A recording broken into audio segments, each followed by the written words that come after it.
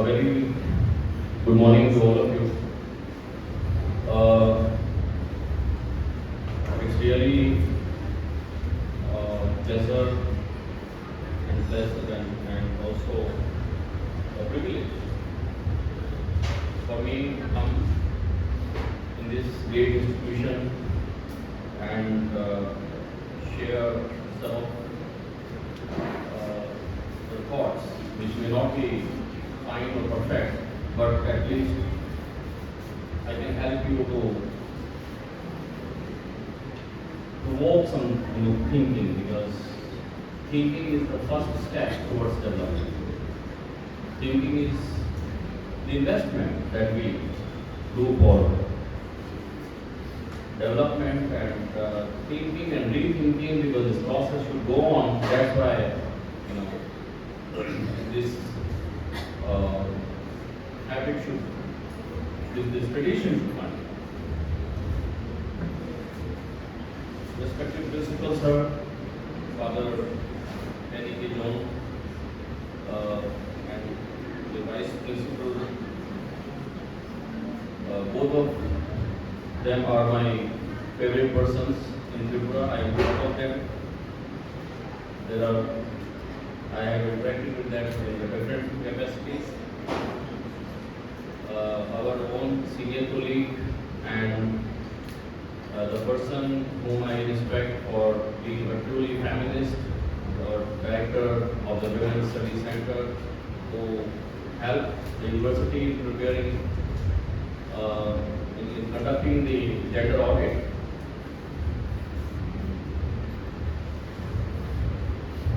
Our research associate, learned faculty, I know I have interacted with both of you. Guest speaker from other institutions, and above all, my dear students. Firstly, I am not speaking as registrar or anybody from any university. It has nothing to do with my whatever I would speak here today. Rather, my role as a registrar would be detrimental to what I say. So, I am speaking as a student of political science and perhaps as a feminist activist. I have been contributing something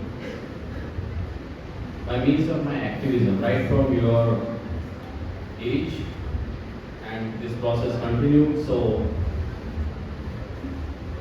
and today I would help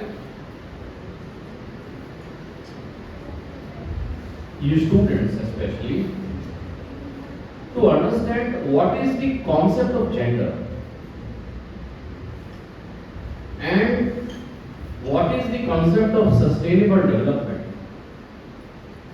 and how both are related. Though it is very difficult to contribute something new, especially when Father Vice Principal Sir has given such a wonderful, overview of the relationship between gender and sustainable development. He has spoken about the international initiatives. He has spoken about the Khasi community and the Nayak community, and also the various schemes of the government that are there to in this important field. Another request I would make my students especially, though such keynote addresses and they are not subject to discussion. But if you want to say something, kindly stand up and stop me at any point.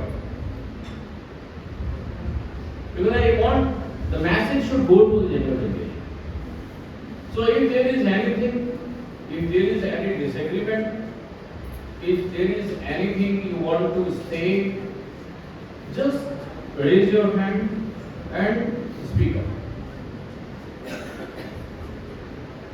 Because after thinking, the first step towards development is to shed your initial hesitation and stand up for your rights. If you cannot stand up and speak up amongst your own pressure group, amongst your own peers, perhaps you will never be able to do it.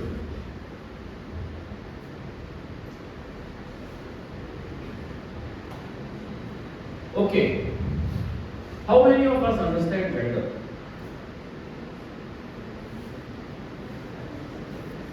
Do you understand gender? Huh?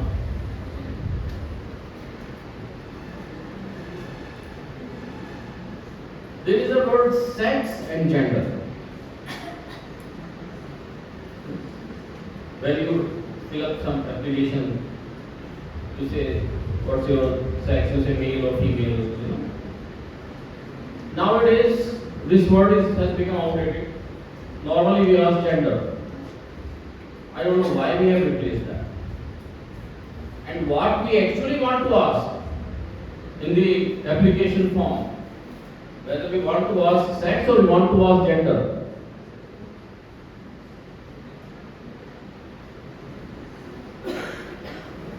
Are you getting me? I want to connect with you. So sex is basically a biological activity. Biologically, we are male or female.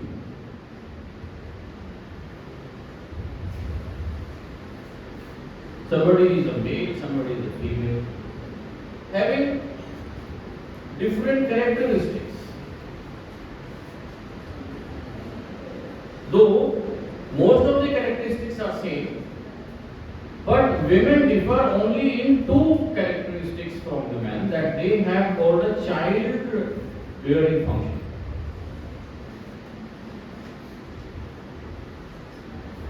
How many of you believe that men are stronger in terms of their physical strength? Only two. Men are stronger? Okay. Kindly Google. It is the other way around. Physically, women are stronger. Their immunity is much more than the men.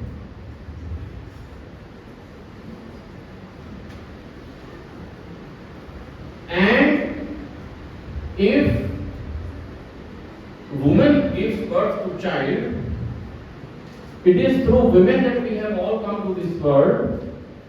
Then how and why did it happen that women went into subjugation? And I think this is in the right perspective that the Department of History has taken this initiative to explore the historical roots of women's subjugation.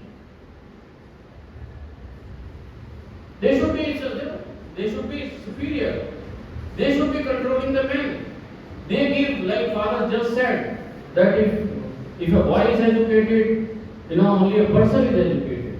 But if a girl is educated, because she is going to give sanskar to the family, to sanskar to the children, both हैं ना, women हमको सब अच्छी आते हैं हमको सिखाना. So it is through women, it is through our mother that we have learned, some sort of sanskar by which we are known to this world. तो कब हो गया ऐसा? क्यों हो गया? That we have this kind of situation when a superior sex, in terms of strength, in terms of immunity, in terms of all the biological parameters, went to subjugation. They became subservient. My dear friends, it's only because of these two functions, which is the privilege of women, which is the power of women, that woman was depowered. Not in all the classes. Now I bring sociology. You have, in terms of classes, you say the middle class, lower class, and upper class, royalty.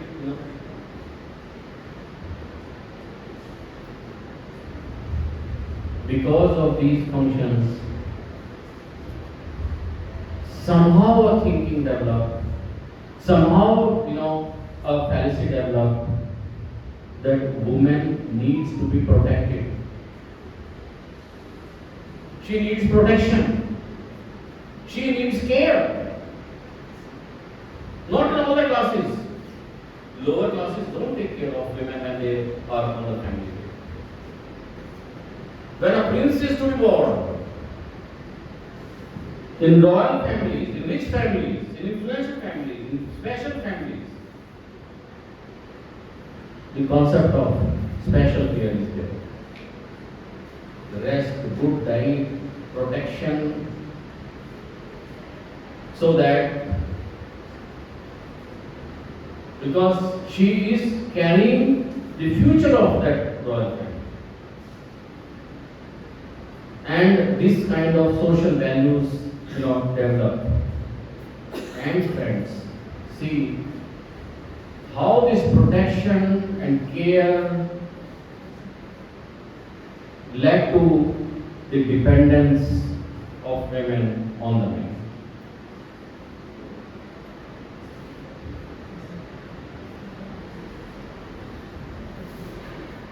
You would hardly find any, any parent from labor class going to pick up and, their daughters or wife from the place of work or in the schools or something like that.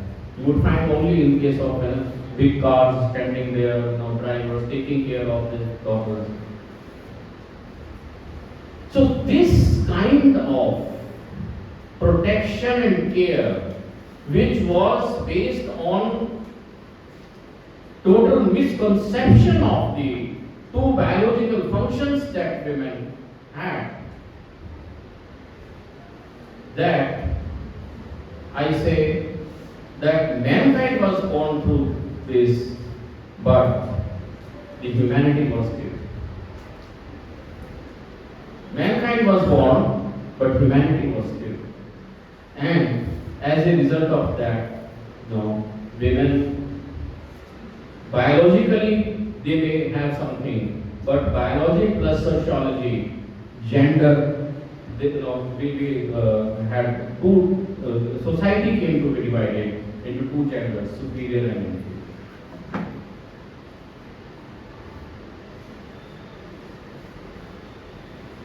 So, academically and intellectually, the discourse on these women-related topics is, is not nascent. But this concept of feminism, it originated sometimes in 1960s. Have you heard of Vietnam War? Vietnam War? Do you know where is Vietnam?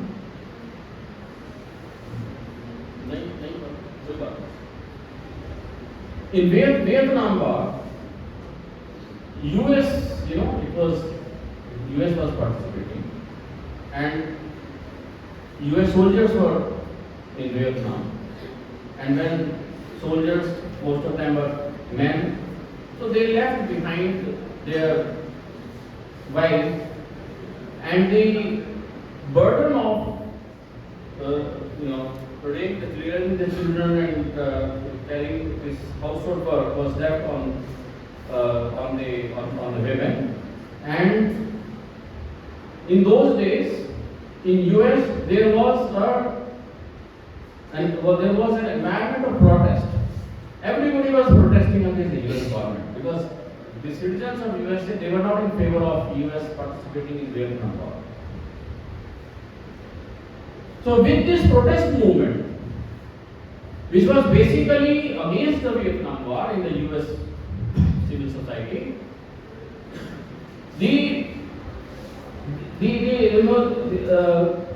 essential I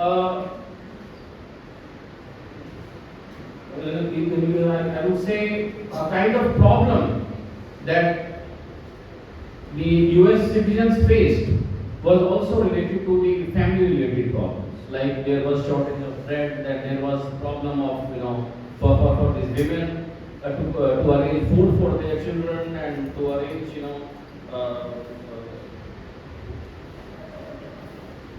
so what happened that this movement, which is called the kitchen movement, it's called the kitchen movement. It originated as a kitchen issues. Bread nahi hai, wo nahi, छोटे problems. That problem, women thought that, and there was no sight of confusion of the women and their husbands returning back to home, and most of, some of them had died also. So what happened that in 1960s in US there was divorces on a large scale. Women thought that let's divorce this man and let's marry some other person. So that is the only way to solve our kitchen related problems. There were large scale divorces, and after that large scale marriages also. There is good amount of literature which shows that after this new husband, they found that similar problems are there with him as well. And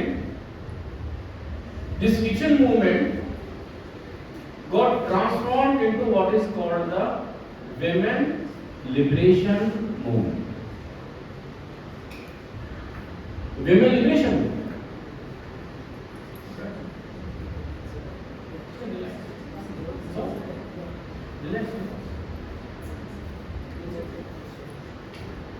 Women Liberation Movement.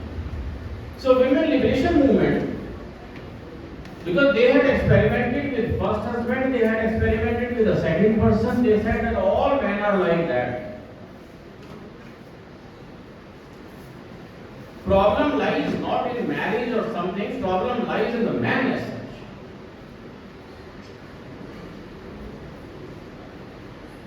So all different sorts of experiments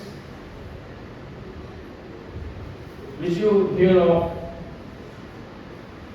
like live-in relations or lesbianism and all sorts of things developed. So they were against men. And in this background also, a concept developed which is called patriarchy. Patriarchy. They say that they are against the rule of men. In every family, whether woman is educated or if she is earning, she is economically independent, whether she stays with her husband, whether her husband stays abroad or at any distant place, but rule continues. From Vietnam, the husband would decide what to do in the family.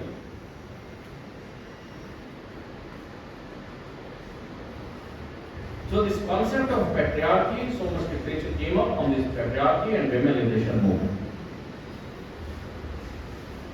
They were, their demands were like that women, the kind of freedom, the kind of social privileges that men enjoys, we should also be having same sort of opportunity, same sort of environment, same sort of social milieu, where we can also enjoy like men. Why should men all have all the freedom?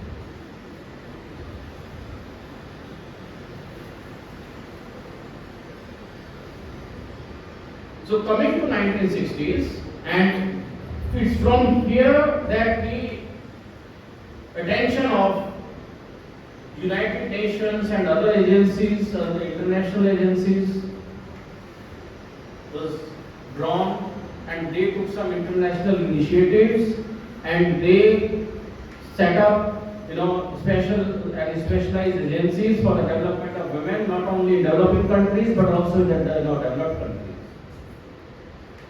And the international agencies influenced the national governments to study the plight of women in their own respective countries. So I am talking about 1960s, when our country got independent. When our country got independent, you are not paying attention. 1949 or 1950, I'm sorry. Huh?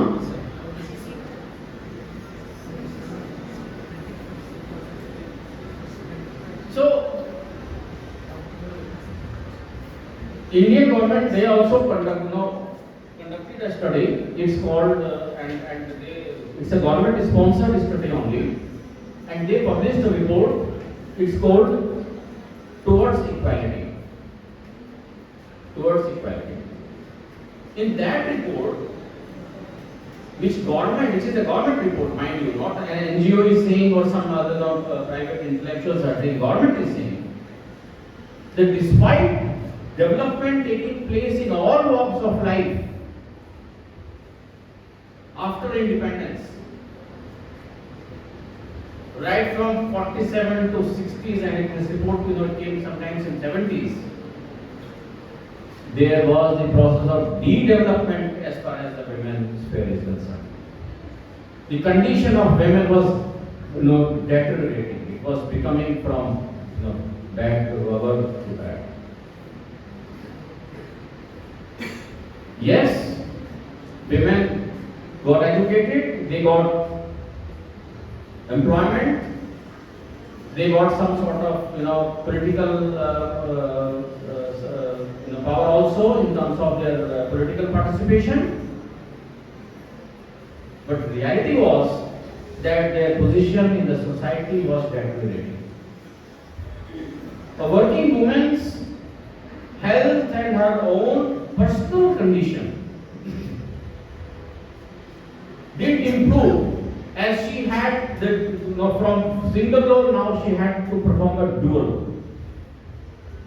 She would earn, she would do the domestic work, she would take care of the husband, the children, the mother-in-law, the father-in-laws, and in terms of decision making, there was nothing.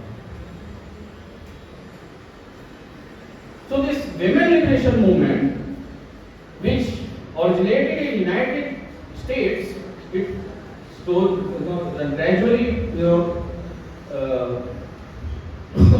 were propagated in other countries also. And I'm sorry, I have to take this.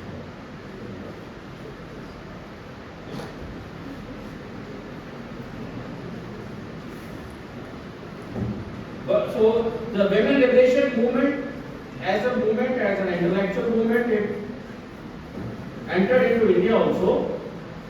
But Indian society, being traditional and being having respect for our own social customs,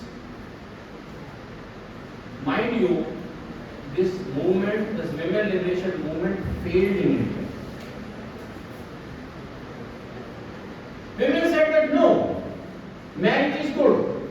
We want to have family, we want to have husband, we want to have children, and we also want to do job. But if our life can be made some more comfortable, I love cooking, but can this cooking be made some comfortable by means of some gadgets? So this is unique about India. Unlike any country in the world, any society of the world, this women liberation movement got the shape of what is called the women development movement. The emphasis was on development of women. Emphasis was on developing harmony. Emphasis was on emphasizing the complementariness of both the genders in the society, and giving respect and respecting the human rights of the women. Starting some government schemes for women. Like it was mentioned that if a parent has to decide whether to send his son or daughter to a school, definitely parents prefer to send a male child. But why? Because resources are limited. If a father can pay fee only for one child, he would definitely prefer to send his son to school and compromise the education of his daughter. So let there be schemes for from the government, free education to girls, free uniform, free scholarship, all sorts of facilities were given, and all sorts of schemes came for the education of, the girl child. And other socio-economic problems, health problems of the girls that parents were not capable because poverty is an issue. Resources are limited. So making funds available, making schemes available, and when government realized, then first thing it did was to set up a ministry for some women, this thing. Can anybody name that ministry? Women for?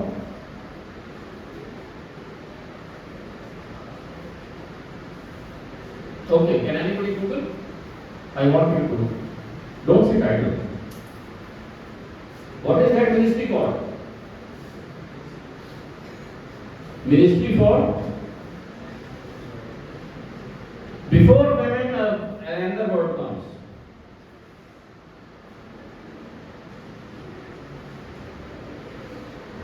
Ministry for? Fast. Women development. Just before women, another word comes. Ministry for? Just fast.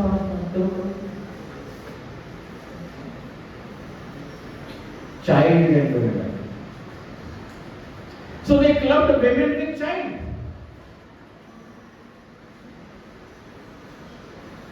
It is not even women and child.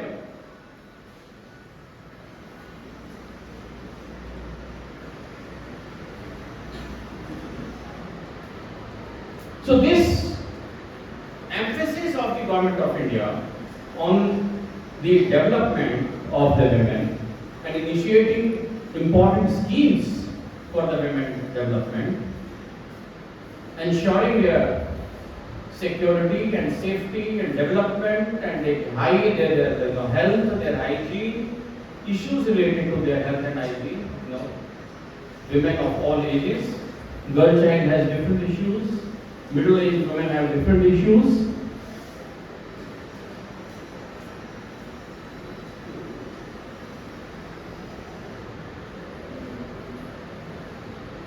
Now, what is the impact of this women development?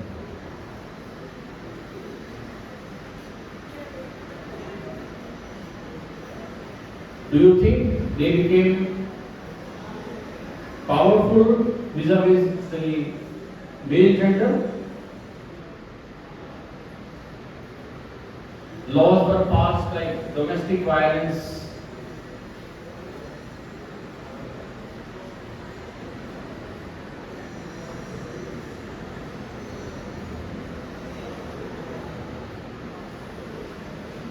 Do you know domestic violence? Maybe, in Northeast, such problems are not there. I'm not sure, but in big cities like Delhi, because I have been an activist. So, this domestic problem and this Dowry Act, so many legislations were brought. Dowry Act, women, this sexual harassment, protection of women against sexual harassment at place of work,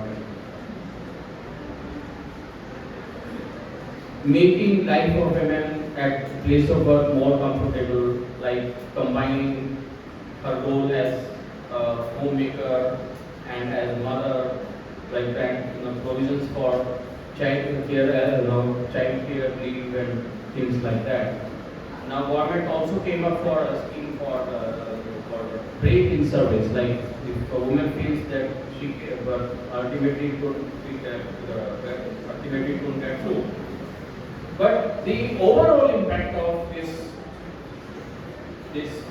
women development was that though socially, economically, women got some sort of recognition, but her position, the actual position in the society, didn't improve much.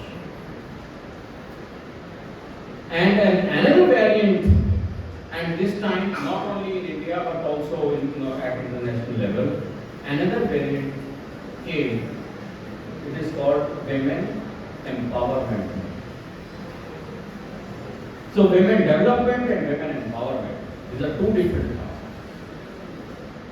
Women empowerment means that a girl would have to decide which profession she wants to go to. Not that the parents would decide that, okay, after completing her graduation, she will do a B.Ed and after that she will join teaching because teaching is good for her.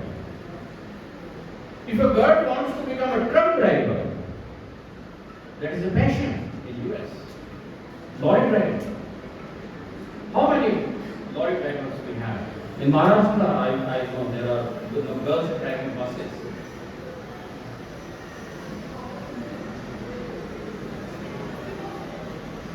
So it's not easy that when a woman decided to join Air Force and women decided to become pilots and women decided to do such odd things that which were considered conventionally, which were considered to be only the male's domain. So women should decide. She should have the decision-making power. Just reservation of seats in the parliament does not mean that she has got the political power.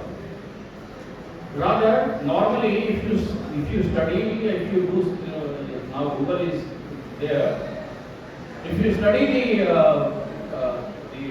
the number of women representing in the parliament,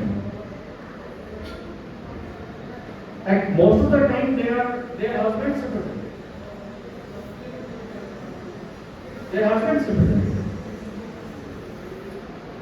So what point is that how many women legislators have a right to decide which political ideology to choose? Is there any woman whose husband or whose husband's family belongs to one political ideology and she takes up some other view? That independent decision making has to be there. Which profession to choose? What to do with her own salary?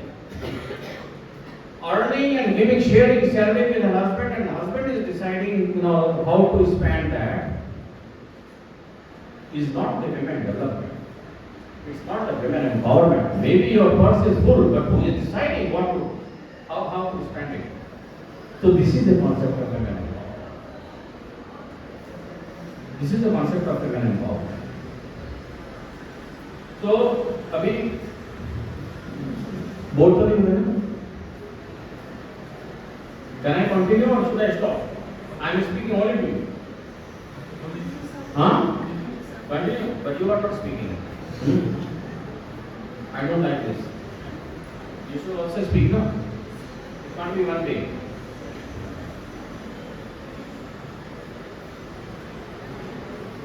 If you ask a child of 5 years, you want to get married, he or she would laugh, he or she would smile. A child of 5 years does not know what marriage is, but she or he knows that something good.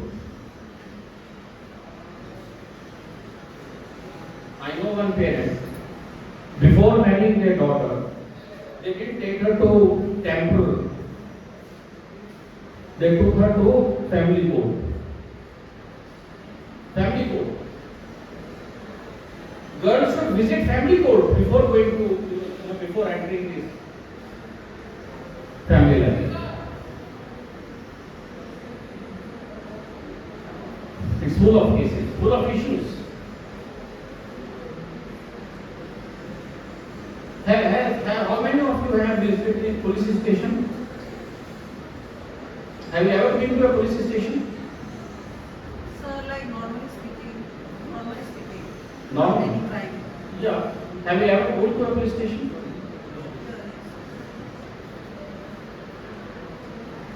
How many of you are scared? I don't know about the society here, but I'm just asking because these are the questions, which are important in cities like Delhi. How many of you are scared of entering the police station? You are scared. You are educated. You are educated. You are taught about your rights. You know your rights. And this is the harsh reality of the life. I am telling you, despite all these laws, this Domestic Violence Act, this sexual harassment, all sorts of legislations, it's not easy to get even an FIR registered for the crime against women. Though we have a large peripheral area where women police officers are there, where special women's cells are there, but the reality is different. I know in many of the cases, in Delhi, it's surrounded by Haryana, Rajasthan. One woman went to a police station that that husband beats me. She was asked, whose husband? He said, my husband. So बोला तेरा husband ही मारा तो किसका मारेगा?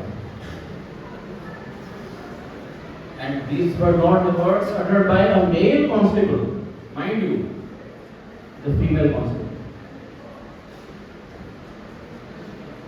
Had it been a male constable, I am talking about the facts, I am talking about the experience that I have seen in the police stations. If a woman goes to a male constable or a male police personnel, she would say, नहीं madam, यहाँ तो tension है, बाहर मिलेंगे, बाहर बताया क्या?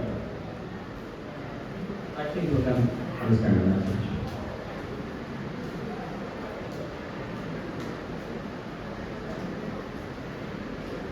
So, while concluding,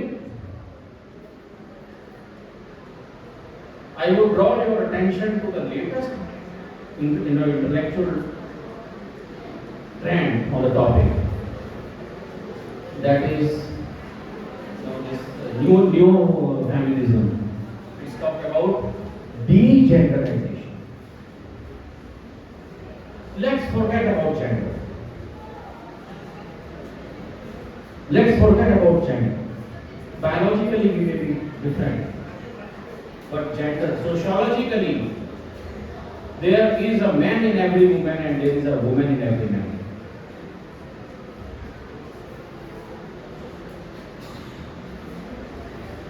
Let's talk about the complementariness, the harmony in the society. Let's not try to widen the gap that is not there naturally. It was created. We are victims of that. I'm telling you.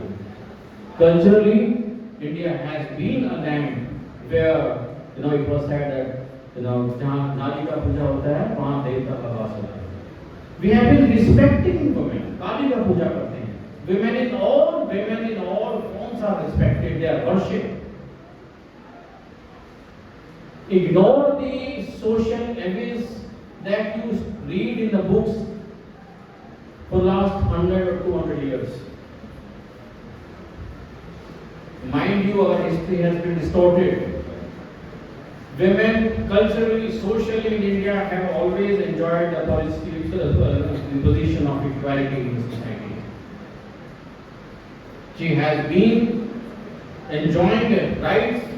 This human rights concept came later, but yes, she was worshipped. She used to be respected, she used to be protected, but that protection never led to subjugation. As a brother, as a father, if you feel insecure when a girl goes out, it's not the fault in the psyche of the father or the brother. It is because they realize that society outside is more patriarchal, it's more detrimental, it's more harmful, and that is a natural inclination to protect.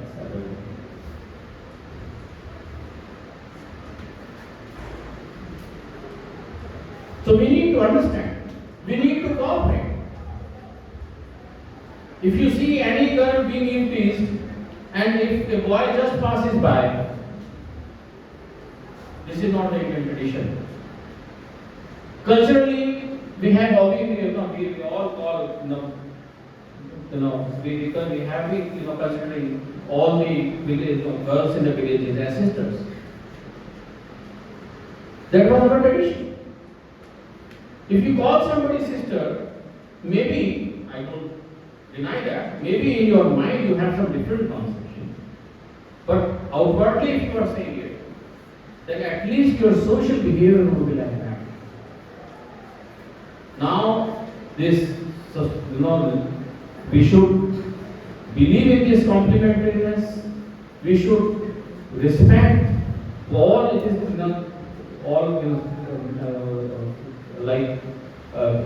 this kind of understanding and this kind of mutual respect that we have been talking, and the all kinds of schemes that, especially in this government, like PM Matri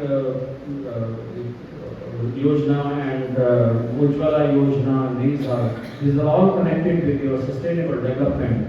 Because if woman wants food for her kitchen needs, it's not her personal choice. It's because she does not have that kind of hygienic kitchen. So it is the government. So women issues, I would say, they are connected.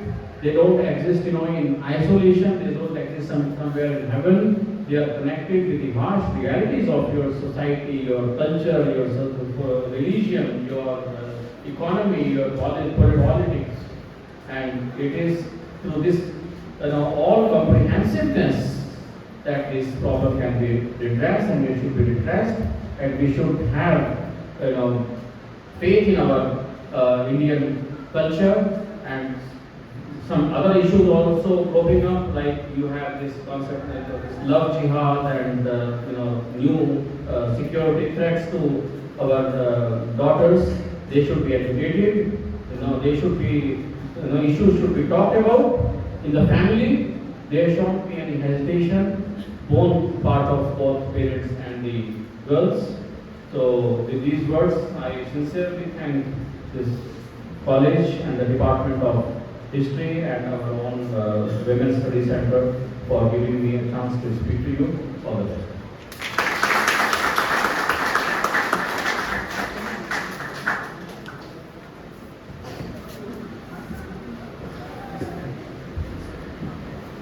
Thank you, sir, for your wonderful words.